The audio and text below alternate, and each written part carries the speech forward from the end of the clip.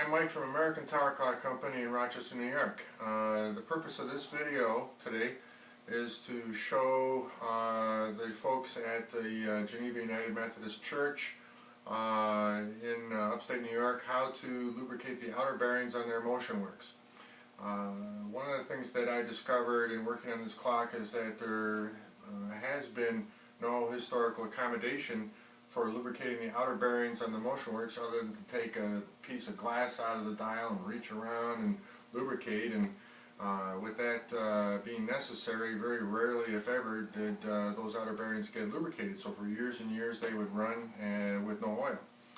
So I have created, as part of the restoration on this clock, a means for lubricating the outer bearings on these motion works assemblies from the inside of the dial.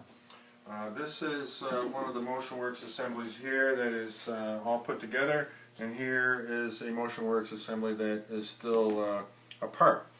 Over on this one here, the dial will be about in this location here, and so this is the inside of the tower where my left hand is, and then these are the outer bearings out here, so you can see it's difficult to get out there to lubricate those.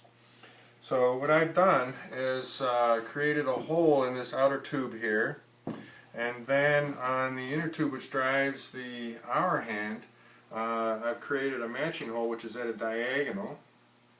And so what you can do from the inside of the tower is, when these two holes are lined up, you can use a lubricant under pressure with a thin tube and get in there and force some lubricant into the outer bearing for this innermost drive shaft that drives the minute hand.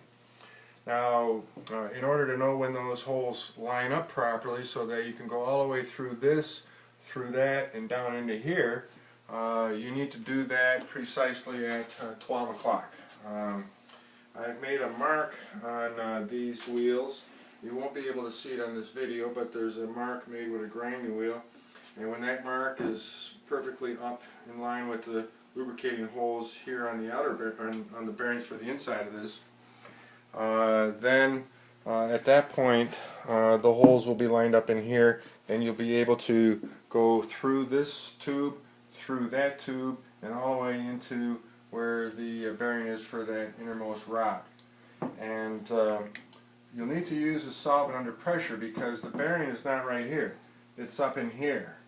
And so you have to use a little pressure to get that lubricant to flow up into the bearing. So again, I'm going to make sure that I'm lined up here with this mark, which you probably can't see very well. It's right there. But in any case, I'm going to set up the clock so that that is lined up right at 12 o'clock. So what you do is you unplug the clock and stop it at 12. And then you put this tube in, making sure you go through both the hole here and the hole that's in here.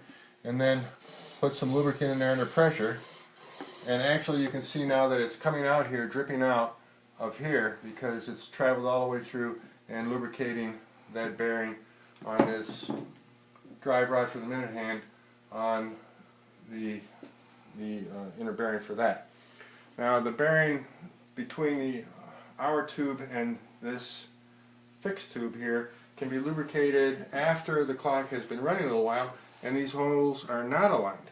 Then you can use the same method under pressure, and now you're not going to go all the way through to this one, but you're just going to go through to this one.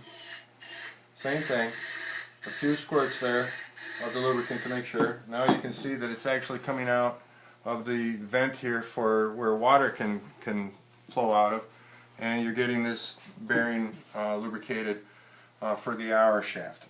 So two different places need to be lubricated on these outer bearings, one for the minute shaft when they're lined up at 12, and one for the bearing that this hour hand shaft rides on when they're not lined up at 12 at any time at all.